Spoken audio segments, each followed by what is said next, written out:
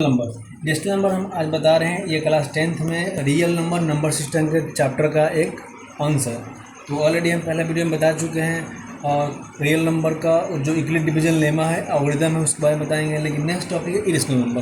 तो irrational number हम आपको बता रहे हैं, लेकिन थोड़ा नाइन्थ में भी आपको थोड़ा हाईलाइटेड किया है थोड़ा सा, और 10th में टोटली ख़त्म कर दिया है समझाने के लिए। तो इरेशनल नंबर मतलब क्या होता है, हिंदी इसका अपरिमेय होता है। ठीक है, जो रेशनल था ना, रेशनल, अब देखिए थोड़ा समझा रहे हैं आपको ना। रेशनल का मतलब क्या था कि कोई भी नंबर अगर p/q के फॉर्म में है, ठीक है, समझ लो, कोई भी number, any number in the form of p/q या any fractions in the form of p/q, ठीक है, ये हो गया ना। लेकिन q is not equal to 0, ठीक है, but q is not equal to 0 and p and q are integers, ठीक है, लेकिन factor of p and q are not other than 1 is called rational number. ठीक है, ये समझ में आना चाहिए। लेकिन इसका अपोजिट होता है, इसका अपोजिट है। अब रेशनल क्या होता है, अब इसका कोई भी फॉर्म p/q के रूप में नहीं होना चाहिए। ठीक है, इसका जो फॉर्म है ना, ये नहीं होना चाहिए। ये फ्रैक्शंस जो है p/q के फॉर्म, मतलब ये रेशनल का मतलब क्या होता है कि p/q के फॉर्म में नहीं होना चाहिए, बात ख़त्म। तो क्या होना चाहिए अब बता रहा हूँ। थोड़ा सा समझने से पहले थोड़ा 9th क्लास में एक दिया है आपको पॉइंट, समझना है उसको क्या होता है। और उस पॉइंट का नाम है रिकरिंग डिसिमल्स और ए टर्मिनेटिंग डिसिमल। तो चलो तो बताते हैं टर्मिनेटिंग डिसिमल्स के बारे में।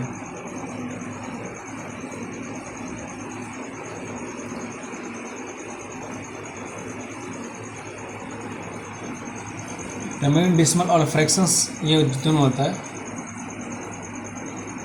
फ्रैक्शन देखो, टर्मिनेटिंग क्या होता है। टर्मिनेटिंग का मतलब होता है ना कि कोई भी नंबर या कोई भी नंबर ले लो, वह स्थिर हो या वो फ्रैक्शंस के फॉर्म में हो, कोई दिक्कत नहीं। जब उसको हम डिसिमल के फॉर्म में चेंज करते हैं, जब उसको हम डिसिमल के फॉर्म में चेंज करते हैं, मतलब उसको डिसिमल, मतलब टर्मिनेटिंग नंबर, देखो यहाँ पर दो number in the form of p/q, ठीक है, वेयर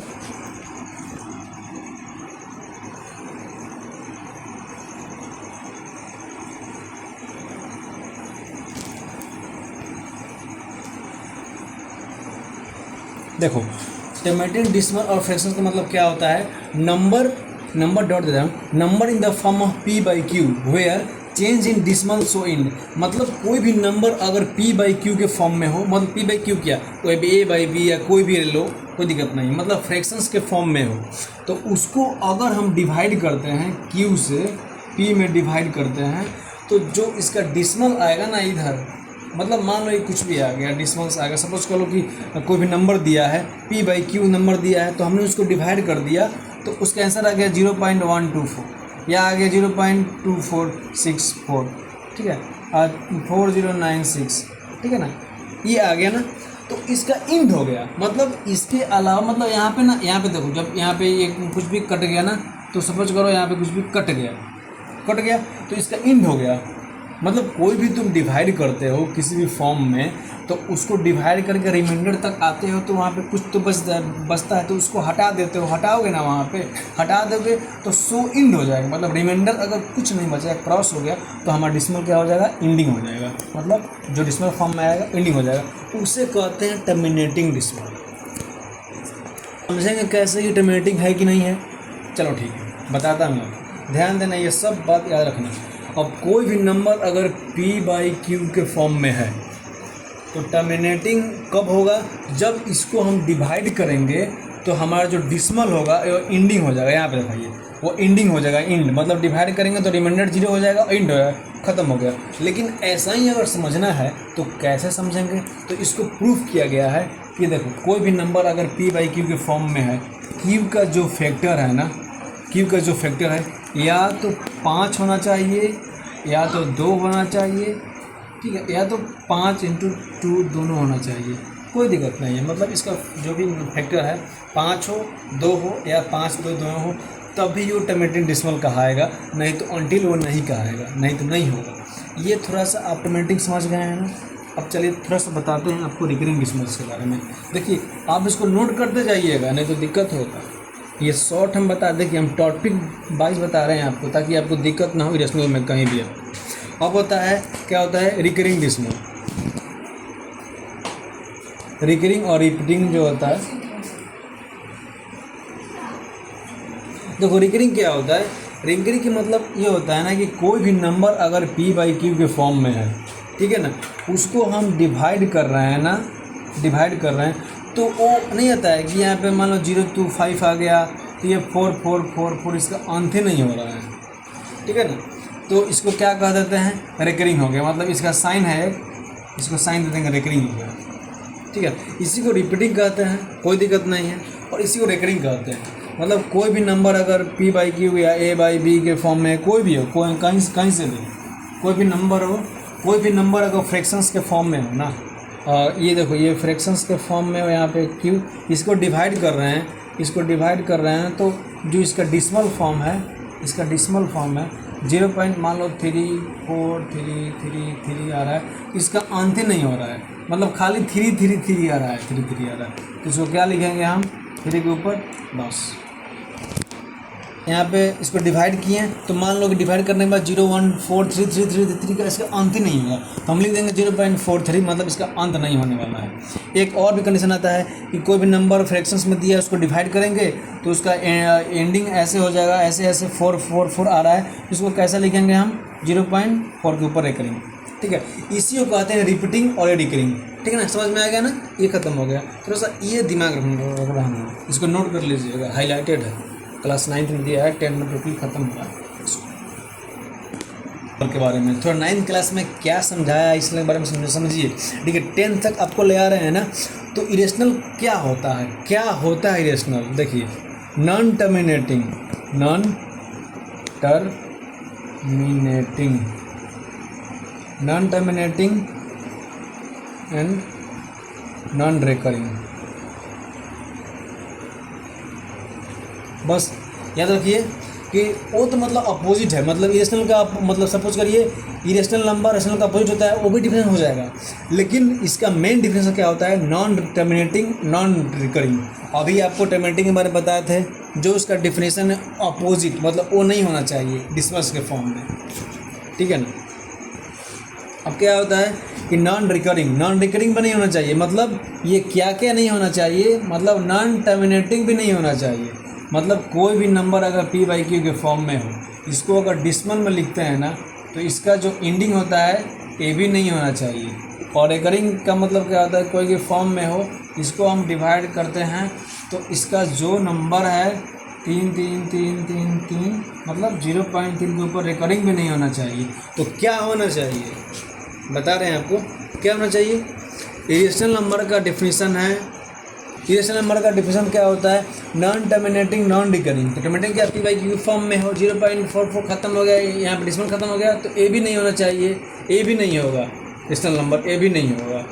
अब नॉन रिकरिंग मतलब p/q के फॉर्म में हो, डिवाइड किए तो 3 3 3 या कुछ भी नंबर आ रहा है, रिपीटिंग हो रहा है, तो यहाँ पर दे दिए रिपीटिंग, ए भी नहीं होना चाहिए।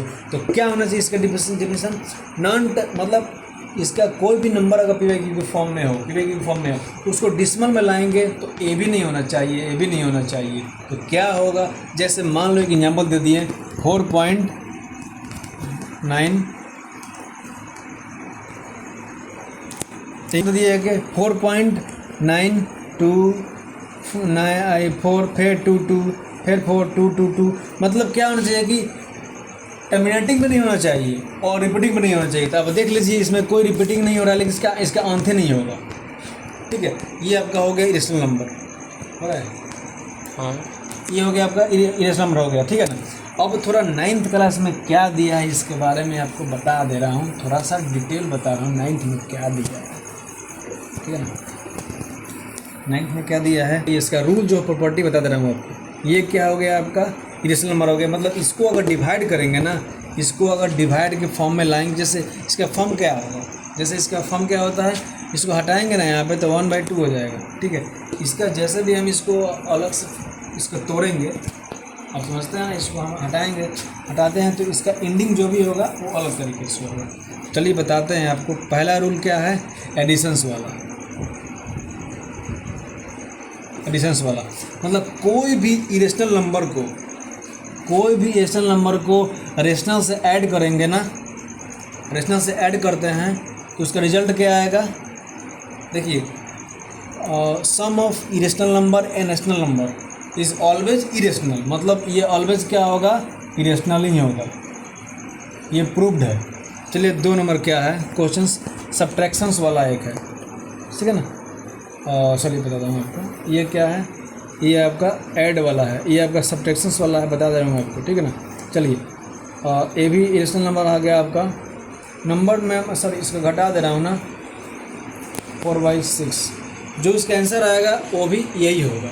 चलिए थर्ड में क्या होता है, प्रोडक्ट, गुना में। आइए तो इसको हम गुना करेंगे ना तो क्या आएगा, 6/4, गुना कर लिए तो इसका आंसर ए भी आएगा, रिजल्ट। तो क्या होता है, जब क्या होता है बता रहा हूँ आपको। Number need not be rational, मतलब कोई भी दो इरेशनल को ऐड करने पे उसका रिजल्ट क्या आएगा, नीड नॉट, मतलब कोई भी दो इरेशनल नंबर को ऐड करने पर, मल्टीप्लाई करने पर, सब्ट्रैक्शंस करने पर, क्वोशेंट लेने पर उसका नीड नॉट भी रेशनल होगा, मतलब वो रेशनल भी हो सकता है, इरेशनल भी हो सकता है। तो ये आप दिमाग में रखिएगा, बात खत्म। चलिए अब 10th में एंट्री करते हैं। 10th में क्या है, अब 10th आपको सब समझा दिए इसके बारे में, रेशनल के बारे में, क्या है ये फॉर्म, क्या होता है क्या नहीं होता है। अब आपको थोड़ा 10th में क्वेश्चंस आता है, how can you prove that irrational number. चलिए अब ऑलरेडी तो 2 समझे हैं ना, ये तो इरेशनल है। अब कैसे ऐसा बता दिए, ध्यान सुनिएगा। अब इसको प्रूव करना है, मतलब प्रूव करो, इसको प्रूव करो।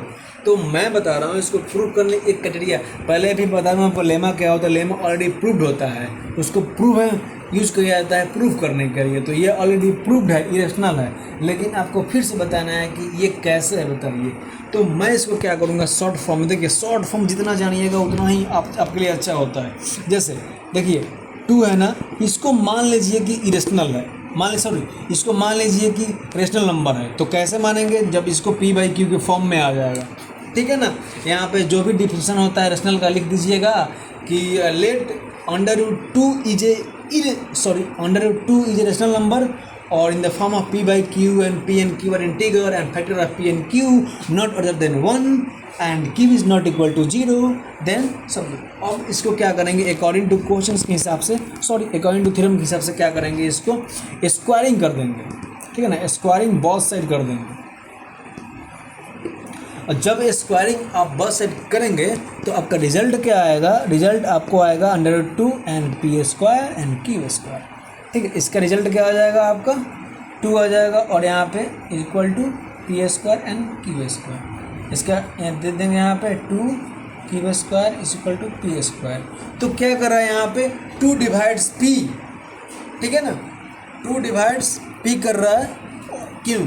अब नेक्स्ट फॉर्म में कोई भी नंबर को पुट करके ना यहाँ पे डाल दो Q में, बस ये देखो इजीली, देखो कोई भी किताब में लॉन्ग दे दिया है, लॉन्ग टर्म में दे दिया है, तो आप इसको समझो। उसके बाद क्या होता है, तो जो भी आपका कंडीशन है और कंट्राडिक्शंस है, ये सो फैक्ट्स है। देखिए मैं आगे डिपेंड नहीं बताऊंगा कि आप 10th के स्टूडेंट हो, जब इरेशनल नंबर के बारे में सब जान गए तो क्या बताना है। इस फॉर्म में क्वेश्चन आ सकता है √2, √3, 5, 7, 8, बट यही जगह आएगा। फिर अगर इस फॉर्म में आ गया तो क्या करोगे, देखो ये प्रॉपर्टी वाला फॉर्म है, जैसे बता रहा हूँ ना कि sum of 1 irrational number and rational number क्या होता है, वो ऑलवेज क्या होता है, इरेशनल होता है। तो प्रूफ कीजिए क्या होता है। तो हम इसको मान लिए कि इरेशनल है, मतलब हम इसको मान लिए कि रेशनल नंबर है, तो P/Q के फॉर्म में तो काम कंटिन्यूसली ही होगा ही। तो इम्प्लायंस लेंगे, 2 इधर कर देंगे और P/Q इधर है, ये प्लस में नंबर वाला है तो इसे माइनस में आ जाएगा, ठीक है ना। तो ये क्या है कि our contradiction already according to our first proof that, इसको प्रूव किया है ना, तो आवर कंट्राडिक्शन सो रॉन्ग है, so our contradiction fact is wrong and right hand is only rational number. Why rational number prove कर दो, ठीक है ना। प्रूव करने के बाद जो भी हमारा रिजल्ट आता है वो कंट्राडिक्शन फैक्ट रॉन्ग होगा। कब रॉन्ग होगा? जब हम P बाई Q से इक्वल कर देंगे तो ये कैसे हो सकता है? नहीं होगा। ठीक है, इसलिए आपका हमारा कंट्राडिक्शन ये होता है कि ये √2 + 1 इज इरेशनल नंबर। ठीक है, इरेशनल नंबर के बारे में अभी तक सब आपको बता दिए हैं, सब कुछ जो भी चीज़ें हैं सब कुछ बता दिए हैं। इरेशनल नंबर के बारे में कुछ है नहीं डिटेल चीज़। तो आपको क्लास 10th का फर्स्ट चैप्टर में जो टॉपिक है इरेशनल नंबर ख़त्म हो गया है। कोई भी आपको दिक्कत होती है इसके फॉर्म से लेकर आपको बताइए। देखिए, मैं आपको डीपली नहीं बताना चाहता, मैं आपको टॉपिक भाई बताऊंगा, हल्का से बताऊंगा, लेकिन प्रोफेशनल तरीके से बताऊंगा। ठीक है ना?